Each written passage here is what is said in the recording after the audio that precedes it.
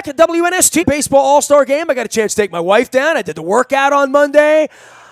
But I know this guy is ready for all things Ravens and all things Machado to be behind us because he's the Ravens guy around here. You can hear him on Thursdays from 3 until 5. You can find him over at Coons Florida Security Boulevard. We welcome Dennis Koulatsos back on. This is where I sort of ring the bell and sound the horn and blow on the kazoo and say, let's start football season, right? I mean, football fans live for this. This is the beginning, and this is a particularly exciting season, I think, for the Ravens for what they've done in the offseason. There's a lot of interest in this, even if you don't believe they're going to go 13-3 and win the Super Bowl this year. There's interest at least in, I got to pay attention to them in August all of a sudden, right? Yeah, nothing like it. Nestor, they've got 3 brand-new wide receivers, 2 brand-new rookie tight ends. They have a Mercurial collegiate quarterback. They have new tickets, escalators, video board, you name it. The Ravens have reached out to the community to try to erase the stench of last season and also that awful 4th and 12 against the Bengals. And this is a new beginning for the Ravens. I couldn't be more excited for the upcoming season. All right, what are you looking for? What are you watching? I mean, I've said this to Luke going out there. You know, everybody's going to look, where's number 8, where's number 5, where's the red jerseys, who's throwing the ball, who's catching the ball.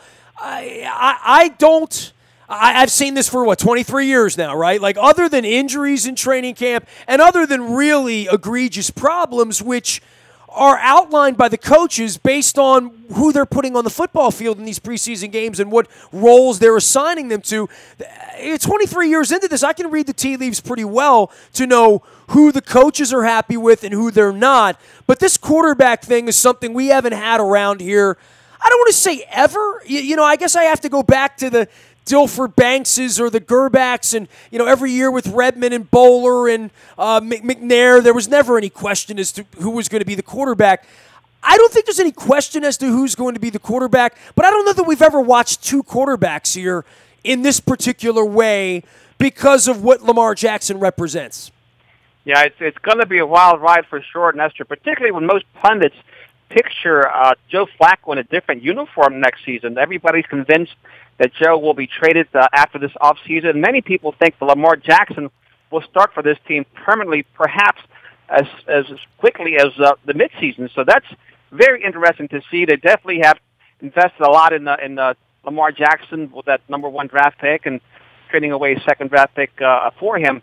But it's going to be very intriguing to see how this thing plays out. I hope that Joe Flacco has a great season and adds value to himself and the team. But it's going to be fascinating. It's going to make the preseason games worth watching. We want to see what Lamar Jackson can do in the preseason. We know what Joe Flacco can do when he's healthy, and he seems to be healthy. But this is going to be a wild ride, unlike anything we've ever seen here in Baltimore since 1996, Nestor. Why are you so excited about Lamar Jackson? I mean, I know we talked a little bit in the aftermath of the draft, and we've seen him throw it around. I was out there the day that he sort of ran the practice a couple of weeks ago before they did the getaway.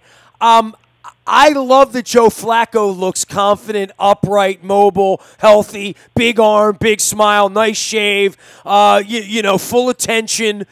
I'm not betting against Joe Flacco. I'm going to be that guy, and that's fine. And if Joe flops, I'll go down with the ship after doing this for 20 years professionally and 27 years, on the radio in Baltimore. I'm not betting against Lamar. He seems like a wonderful kid. Look, I think Joe Flacco is one of the best who's ever done this around here, and I'm not ready to throw the towel in on him getting a statue around here before it's all over with. I think part of his book needs to be written, and I think this is a hell of a challenge to him to say, all right, you've got the family, you've got all the money, you've got the ring, you've got the pelt.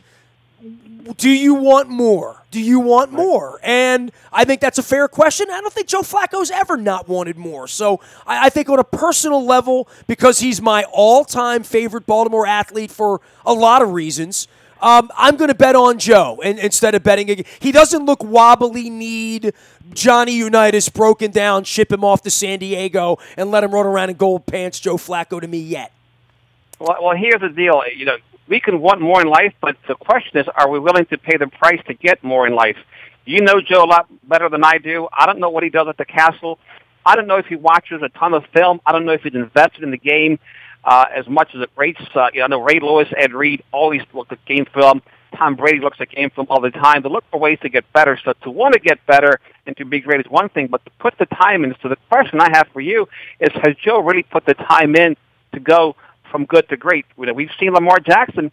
He stayed in town. He could have skipped out the last 4 weeks and traveled and gotten some sun and relaxation, but the young man has chosen to stay here in town, be at the Castle in Owings Mills, lift weights, get into his playbook, and try to get better. So that commitment from the rookies there, and the veteran has to match it to me, because look, that's what players look at, right? It's what we do, not what we say, that matters. And if players start gravitating, if the team starts gravitating towards Lamar Jackson versus Joe Flacco, that's going to be a problem for Flacco. And Joe himself, Nestor, admitted that last year's offense was boring, right? So when your quarterback says that the offense is boring, that's not a good thing. He is Dennis Koulatsos. You can find him, of course, anytime, anywhere on Twitter. He is the SSV on WNST. Also heard here on Thursdays from 3 until 5. I usually join him, as well as Luke. I'm sure there'll be some spirited conversations on the backside of the Machado sweepstakes, but all eyes now on the 8 and the 5. Funny that it's a 5 and an 8, right, when you think about Cal and Brooks and, and what that represents out in Owings Mills. But, there are other football players out there, and I think for Hayden Hurst, this is a really interesting cat. A guy who's a grown-up, a guy who played minor league ball, a guy who's following a different dream and a different pathway now, and he will be the most undersold first draft pick here since, let's say, John Ogden and Ray Lewis, and we've got the Ray Lewis thing going on 2 weeks from now. I'm running buses out to Cleveland.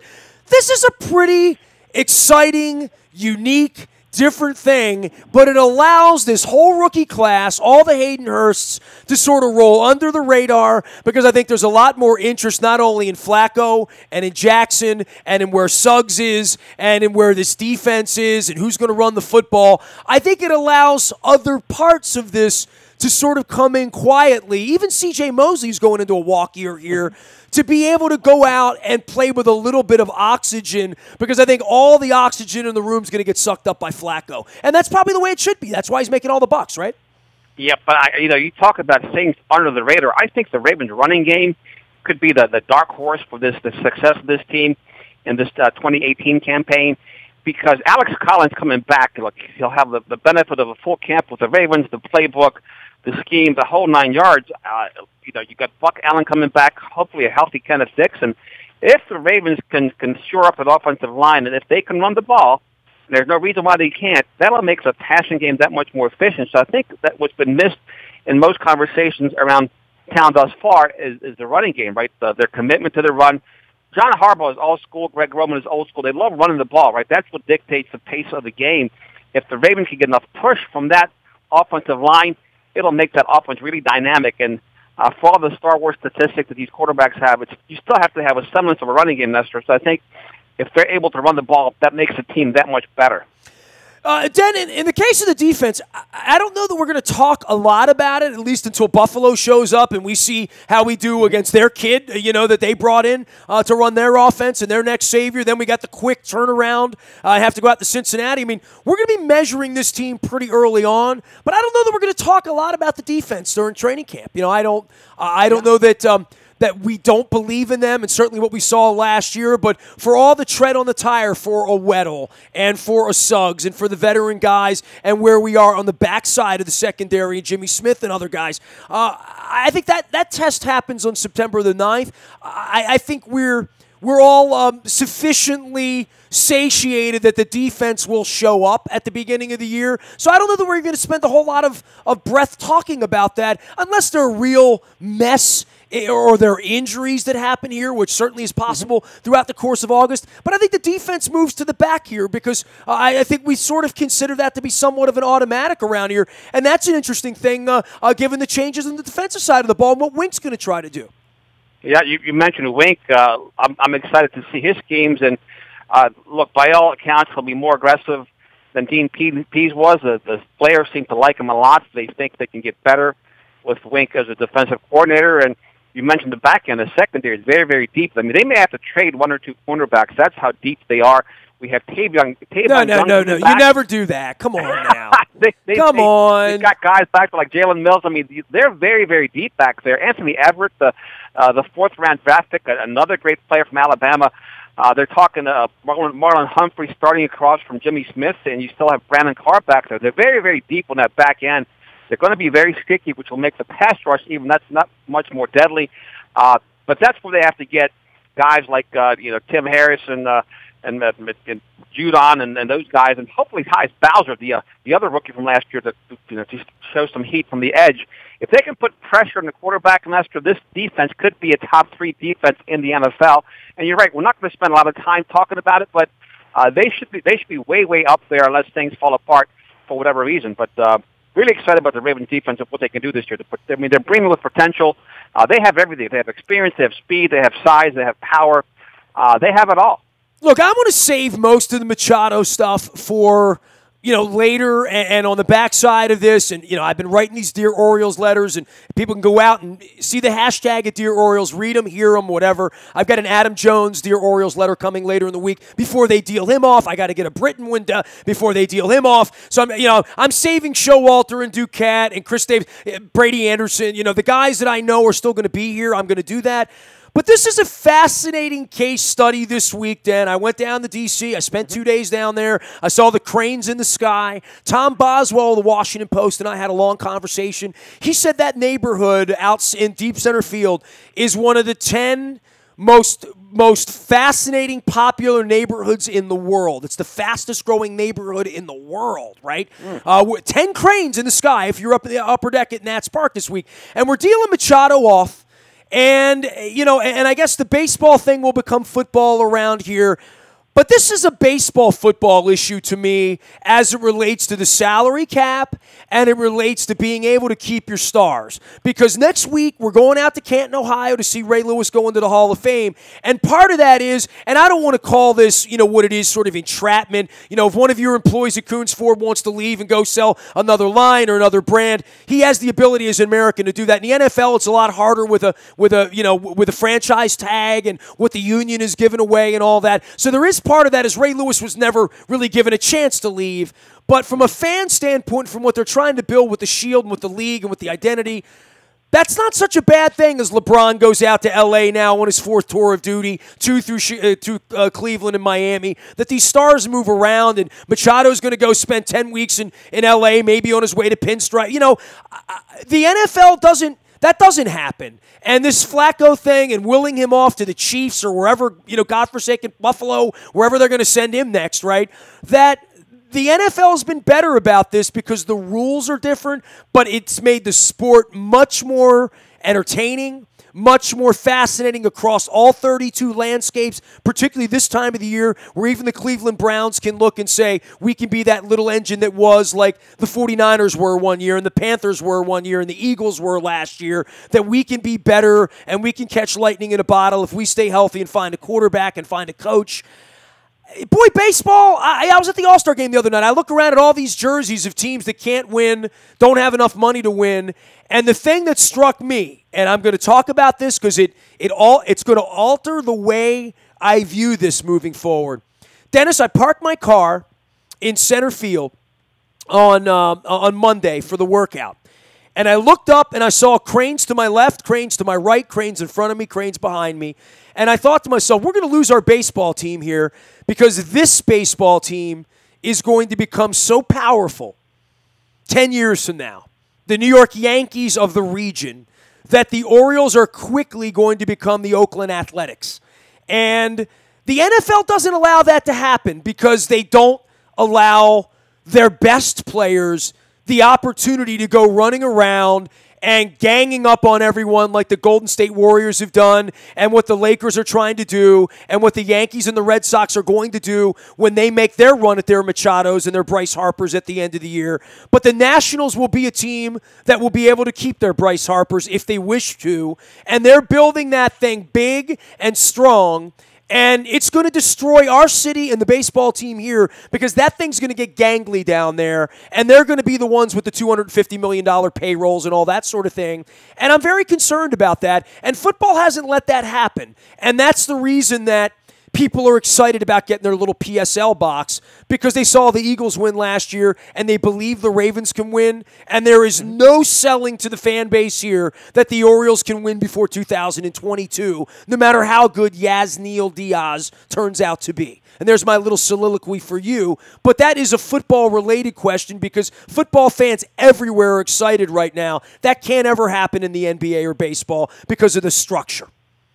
Well, a lot of organizations, Nestor, over space and time have looked at this area as a Washington region, right? The DMV is the Washington region. Well, Ted Leonsis sells it as everything from Richmond to Elkton, literally. Certainly. Ted Leonsis and, Jack Ken Cook, when he owned the Redskins, he certainly didn't own a team in Baltimore because he thought that Baltimore fans would gravitate towards the Redskins, not realizing what a big split there is between Baltimore and D.C. So that stands to, that was the reason for that happening. But with football, it makes it easier for the things you mentioned for fans to stay loyal to the team, to back that organization, where with the NBA and the other sports, fans tend to follow players, right? We can still be a Manny Machado fan, an Adam Jones fan. I mean, I look good in a Dodgers hat. I promise you. I have one. Well, Let me ask you this: How bad did we feel as Oriole fans to see Nick Markakis at the All-Star game? Right? I mean, it was the guy should have been here in Baltimore. He should have been extended, and it was wonderful to see him appear at the All-Star game for the first time in his career. So, by the way, I tipped my cap to him. He was really cool to me on Monday, and I've never spoken to him. He saw my hat. He knew who I was. Same thing with Machado. I've never spoken to Machado, but I got up in their face on Monday with a camera and my hat on, and they sat and absolutely took time with me because they knew who I was and they knew what I represent, and which is a voice of what's going on over here and what's gone on over here. And Markakis lives here, raises a family here, and comes back here. And is having a pretty good time in Atlanta from what I can tell, right? I mean, winning's fun, but there's a guy there that 4 years ago signed up for 58 wins and went down there because he believed in what they were doing. He believed it would get better. I don't know that anybody can do that on the baseball side here, and I don't think anybody has a problem signing up to play with the Baltimore Ravens, believing that there's a commitment out there to winning a championship. Yeah, there's no doubt about that. The Ravens were able to attract free agents because they're top 5, maybe top 3 organization in the NFL, and organizations win championships, and players know this, and it's easier to attract that kind of talent, and sometimes you can even get them at somewhat of a discount, right? Not always, but you can certainly try that. But it's going to be hard to watch Manny Machado leave. Here's a young man that should be an Oriole for life, right? And it's such a shame that we're witnessing this thing. Well, especially all the money they put in their pocket from this television network over the last 12 years, that we were going to have the money to compete, and what's going to happen is the money's going to go to the kids. I'm disgusted by it. I'm thoroughly disgusted by all of it over 25 years, and I've just decided to take this time to go on the record as I turn 50 and not die having not told these stories of truths as to why it's as bad as it is. And I'm not just going to let it pass into the night and say, let's go Lamar Jackson, let's go Joe Flacco. The Orioles are going to try hard and bring Brady Anderson in to run it, because I was down in Washington this week. We're going to lose this baseball team here, Dennis. I'm convinced of it. I don't know how, because they need something they don't have, which is energy. They need someone to bring energy and a completely deodorizing of their brand. Every reporter I talk to, every person in Major League Baseball I talk to, every fan I talked to over 48 hours in D.C. all said, as long as that family's involved there, they're gonna struggle. I mean, even doing the deal with the Dodgers, the notion of the medical reports that they want on these 4 or 5 kids they're bringing in, it's not industry standard in any way, and people don't want to do business with them. Right. I mean, and we'll find that out over the next couple of weeks with Jones and Britton and whatnot. It's sad, it's unfortunate, but it's a reality. It's not fake news. It's a fact. And moving forward, this community is going to have to deal with that, because someone's going to have to come and support this. Someone's going to have to run it and run it well for it to survive, because the team down in D.C., they're kind of like you out of Coons Ford Security Boulevard. They got their act together down there. They kind of know what they're doing down there. You know what I mean? And it was very, very obvious. It really was. Well, here's the thing about Machado, right? you give a big contract, a sizable contract to a player, not for what he's done, but what you think he's going to do, right? So you have a young player with his best years ahead of him, right? That's the player you invest all that money in, not these veterans that are over the hill that, when a pen comes off the contract, that's when they lose all their motivation. There's no danger in that with Manny Machado. So you can make a case for investing all that money in one player and then building that team around him. And back to the health reports, look, Manny's had some lower leg injuries, and you would think the Dodgers would be the one pressing for medical reports on him, not the other way around. As you said, this is how they do business. This is their MO. This is their reputation, and they're just not a user-friendly team from any aspect, not from the fan standpoint and not from the business point of view from the other teams that are trying to do business with them. And I don't think it's a slam dunk he goes to the Dodgers. You still have the Phillies sniffing around and the Brewers and whatnot, so anything can happen.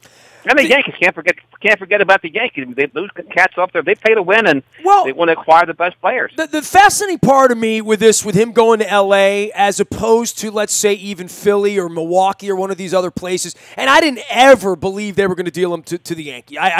I never believed that. I would think the offer would have to be so overwhelming, and even then they would have buyer's remorse because it's the Yankees, and if Machado's on a float going down, Lexington and Madison in New York the last weekend of October, they'll regret that. But for the Dodgers specifically to overspend on him, to rent him, to keep him away from the Yankees and the Phillies. This is a small price to pay for the Yankees or the Dodgers to rent him, to try him on by giving up a couple of Josh Haders or a couple of Zach Davies or a couple of Eduardo Rodriguez's for the opportunity to try him on before you give him $300 million. So this is a rent-to-own scenario where, maybe you lose out and maybe you don't wind up signing him at the end, but at least you'll find out whether you like him or not. And before you give him $300 million, because I don't think he's a slam dunk as a franchise player in that transcendent, going to sell you tickets, you're going to want to build a monument. I think he's a little bit of a knucklehead, quite frankly. And I wouldn't have given him $300 million sort of kind of based on that. And maybe there's some internal thought about that with the Orioles, which is we didn't love him we didn't want to put him on billboards around here. We didn't, he doesn't show well. He's not interested in the community. He's not Adam Jones. He's not Brooks Robinson. He's not Cal Ripken. He's not Mike Bordick, He's not that guy. And if that's the way they feel about him, fine. But I think this trying on part, as someone who's employed people and talking to someone who does employ people, that a $300 million commitment to a player you don't know,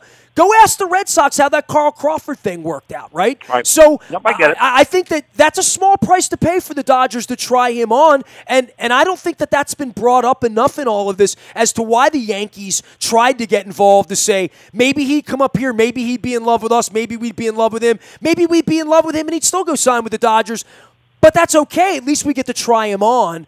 I would way rather do rent-to-own at $300 million, man.